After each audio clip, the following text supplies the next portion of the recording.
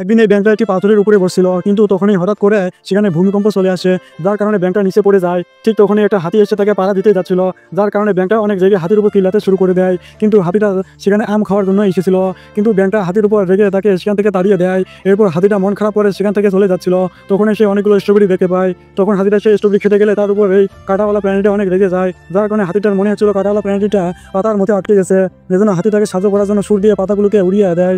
এত জোরে বাতাস দেওয়ার কারণে কাঁটাওয়ালা প্রাণীটা একটি গাছের সাথে আটকে যায়, এজন্য হাতিটা ভয় পেয়ে সেখান থেকে পালিয়ে যায়। বন্ধুরা, বাকিটুকু দেখার আগে একটা ম্যাজিক করে নাও। প্রথমে ভিডিওতে লাইক করো, লাইক করার পর চ্যানেলটাকে সাবস্ক্রাইব করো, চ্যানেলটাকে সাবস্ক্রাইব করে একটা কমেন্ট করো, কমেন্ট করার পর শেয়ার অপশনে গিয়ে কপি লিঙ্কে চাপ দাও, তাহলে ম্যাজিক হয়ে যাবে।